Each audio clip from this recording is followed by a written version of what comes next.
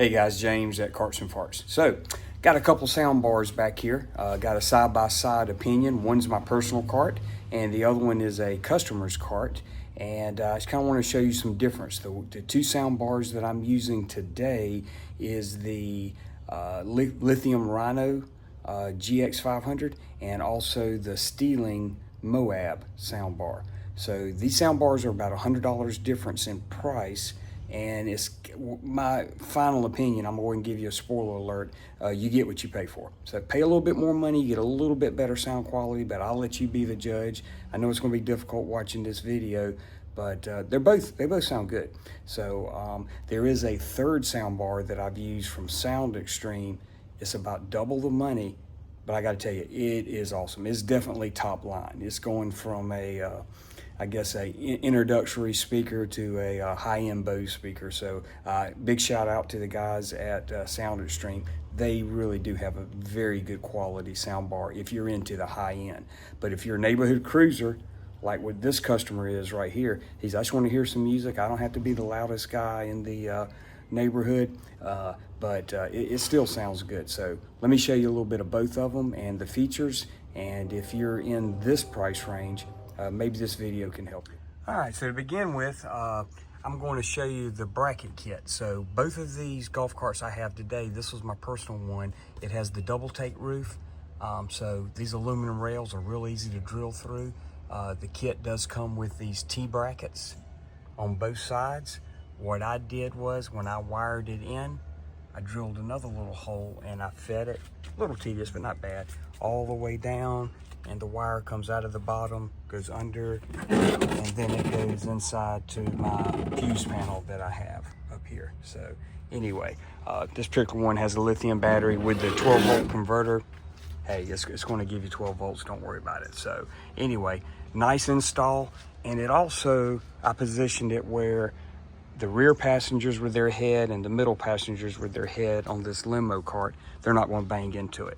So the Lithium Rhino speaker has 4 speakers forward. It has a speaker on each end, so that makes 6 speakers.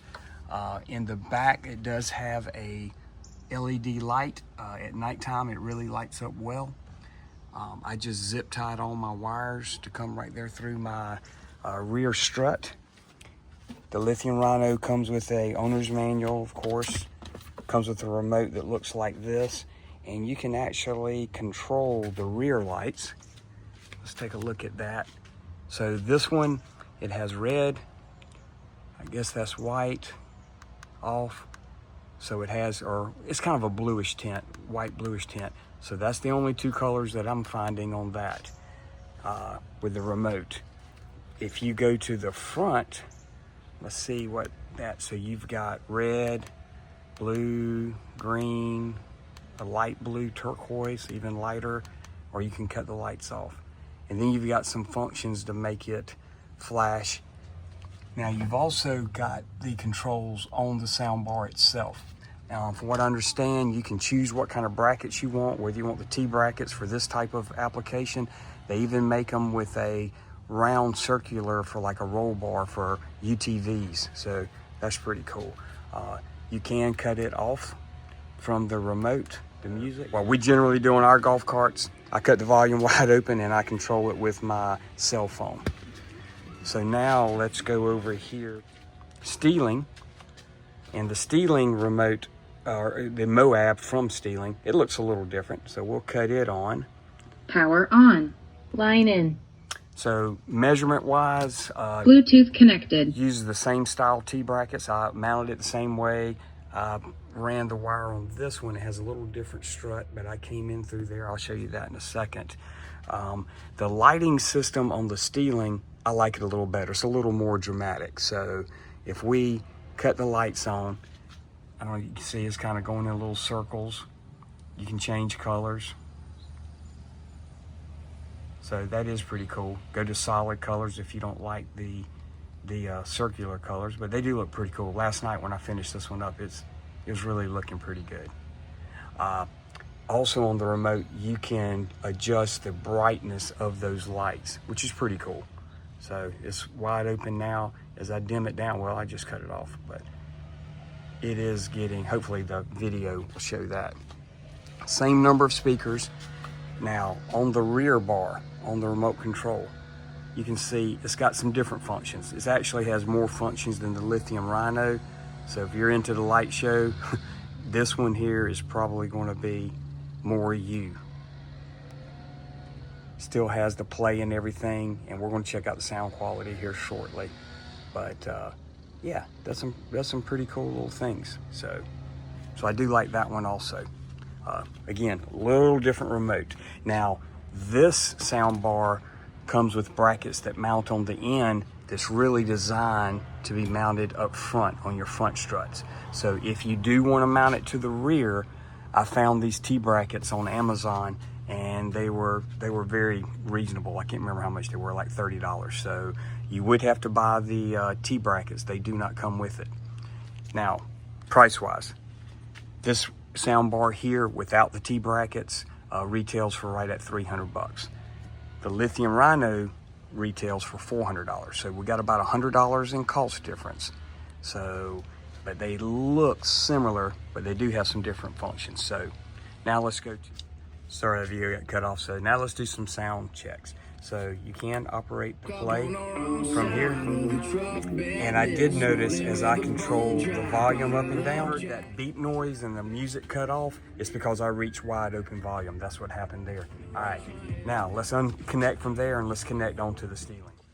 All right, guys, so my video did not record yesterday when I was doing the editing for you guys. So I had to add this little section of the Lithium Rhino soundbar. So when I cut the key on, that activates my power on, voltage reducer. Bluetooth mode. Now let's play Bluetooth connected. Let's play some music. On the wrong side of the truck bed this morning. Yeah. She said, don't come home if you go to the bar. I said, okay, baby, then got drunk out in the yard. 2 a.m. I knock up on the door. But she never realized.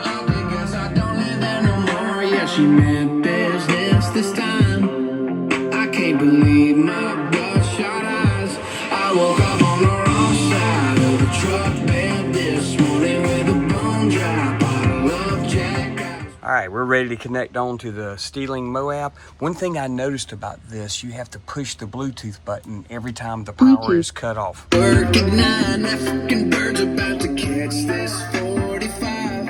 Oh, I guess if this really goodbye. At least I took my boots off this time.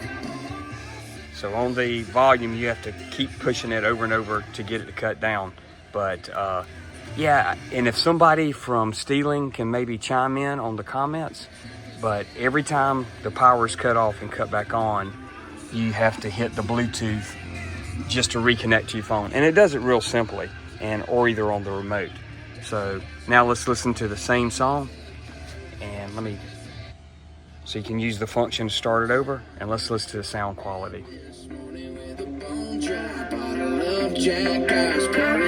Damn, she got some nerve where she kicked me to the curb. Guess you could say I got what I deserve, 'cause I woke up on the wrong side of the truck bed this morning. She said don't come home if you go to the bar. I said okay, baby, then got drunk out in the yard. 2 a.m. I knock up on the door. But she never unlocked it, guess I don't live there no more. Yeah, she meant business this time. I can't believe my bloodshot eyes. I woke up on the wrong side of the truck bed this morning with a bone dry bottle of Jack Ice burning.